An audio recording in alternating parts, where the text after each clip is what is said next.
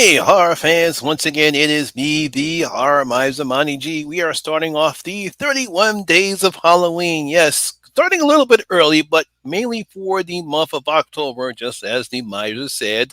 I'll be doing the 31 days of horror. Uh, Obviously, I'll be doing the whole Underworld film series along with other bunch of horror movies and TV shows. But to get things started off, I actually went on ahead and saw Rob Zombie's The Monsters, and here's my review of it. Yes. Now, The Munsters is a 2022 American horror comedy film. It was written and directed by Rob Zombie based upon the TV show The Monsters that was created by Ellen Burns and Chris Hayward. Now, the film stars Jeff Daniel Phillips, Sherry Moon Zombie, Daniel Roebuck, Richard Brake, and Cassandra Peterson. Yes, Elvira is in this film. Now, according to what the plot says, this is a reboot of The Munsters that follows a family of monsters who moves from Transylvania to an American suburb. Oh boy, this is going to be quite fun. One of the more interesting TV shows I watched growing up as a kid was an old comedy that was first broadcast during the 60s called The Munsters.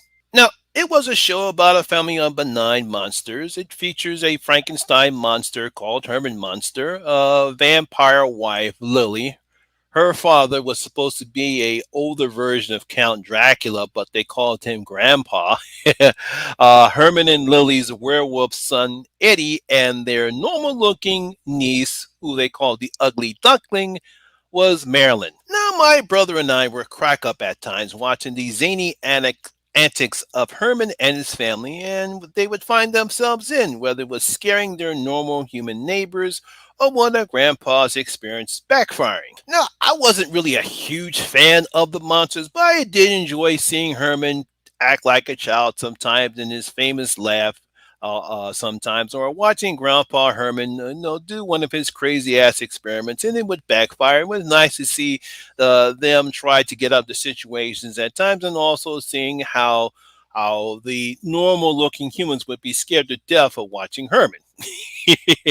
So you get some laughs. Like I said, wasn't a huge fan of it. Really didn't watch the Addams Family. If you want to compare this and the Addams Family, was another Marquet family that came on at the same time and all, but mainly the monsters became more popular than the Addams Family. Now, despite for only airing two seasons when the show was broadcast, I believe on ABC, the show would become more popular in syndication. That's how I watched it.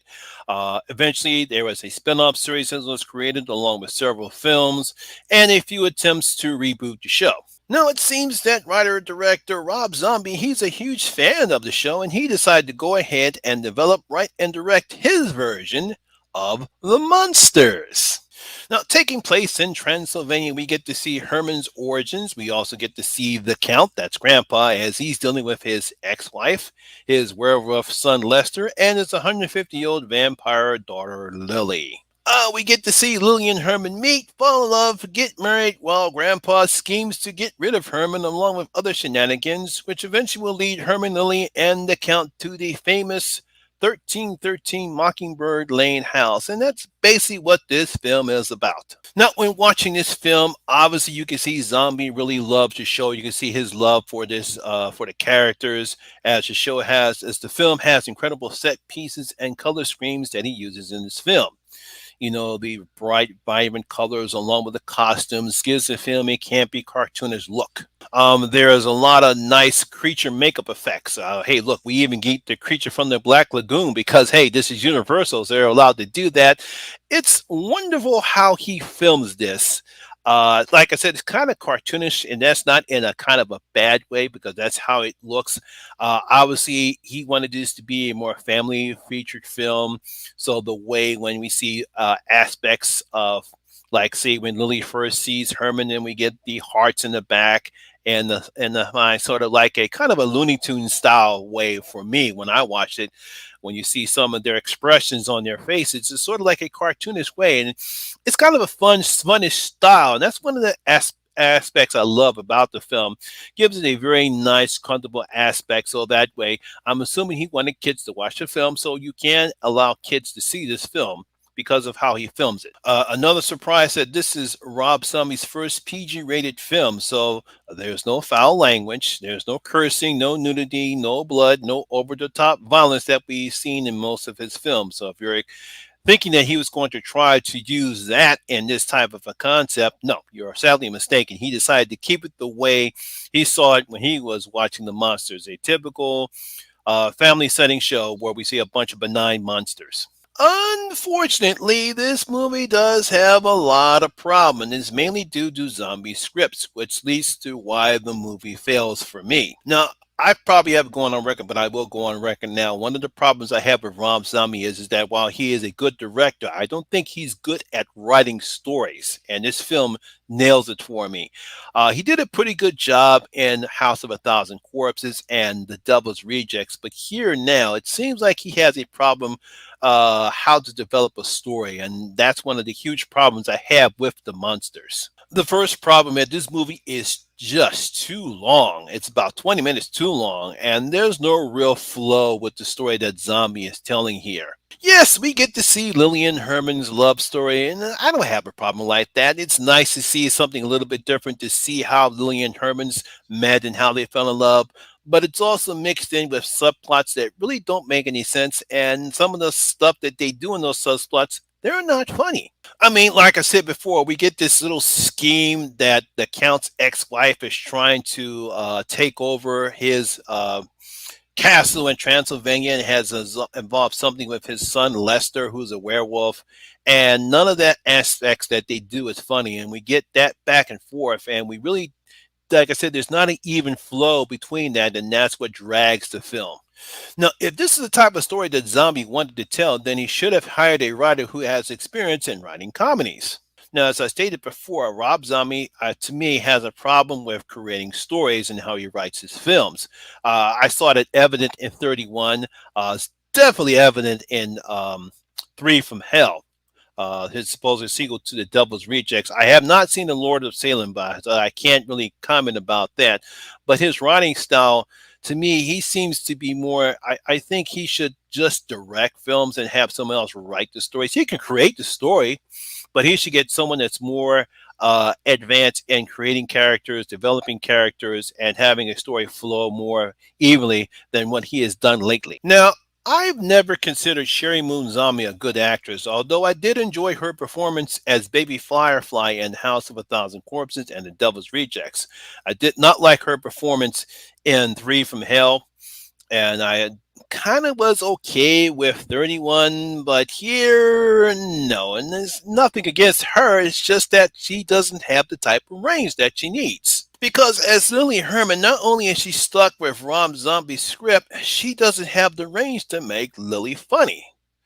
She gives Lily a whiny, high voice that can be annoying at times, and then she uses her hands too much when speaking. It's like when she speaks, she moves her hands, and it's distracting.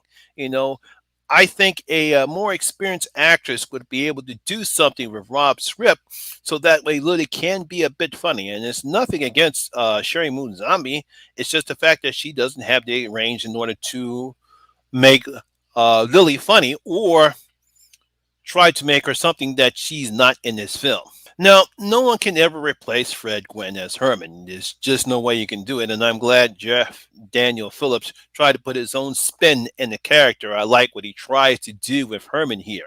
Because of what happens and how Herman was created, he decides to become a comedian. Unfortunately, he's a bad one, and unfortunately, the jokes that he tells in here are terrible.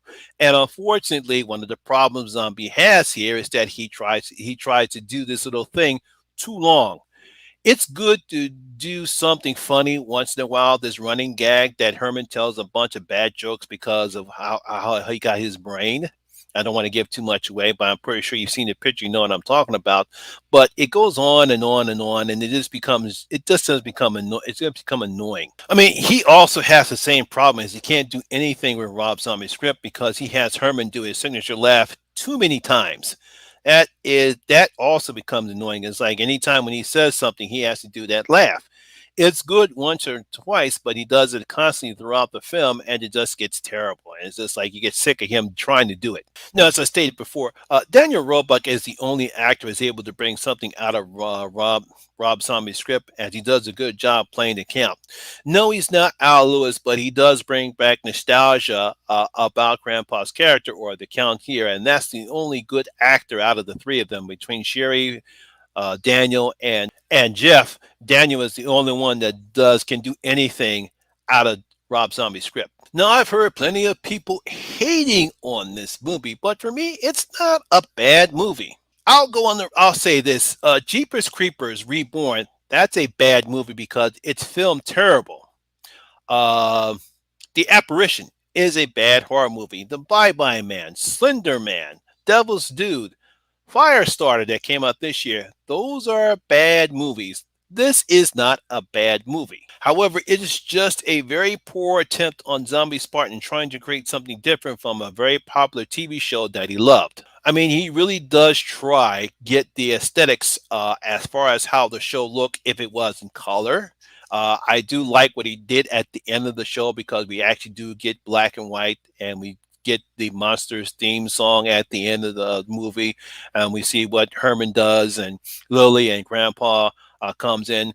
For those who are expecting Eddie and Marilyn, you're going to be sadly mistaken because they're not in this film. This is a prequel where we see the origins of Lily and Herman's courtship, how they eventually come to 1313 Mockingbird Lane. As I stated earlier, we see Cassandra Peterson. She has a role in this film, and I like what she tries to do in this film. It's just Zombie. He just can't get a decent story, and that affects how the characters are, and that's affect how the actors act in this film because like I said before, Sherry. She's not a seasoned actress that can has enough range to do anything with Lily's character, and that's the reason why Lily doesn't work in this film.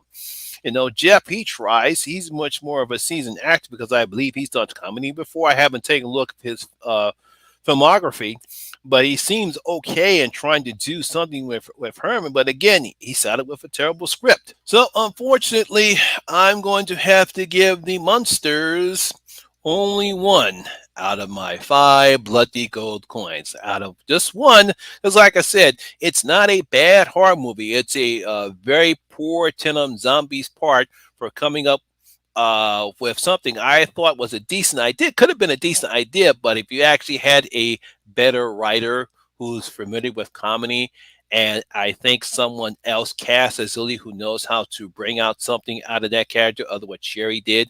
And I'm not saying that she didn't do anything wrong. It's just that she doesn't have the range in order to make Lily something a little bit different than what we got here.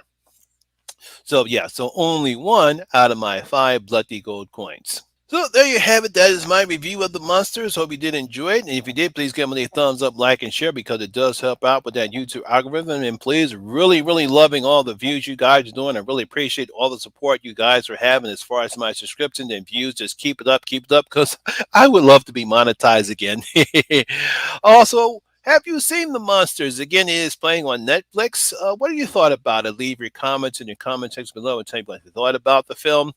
Also, if you're new here, please hit that subscriber button, ring that notification bell. That way you'll be notified anytime when I put up new videos such as this one. Once again, my name is Lamont Smith, better known as the Horror Miser Monty G, and always remember that horror rules. And I see you in my next video. I'm out.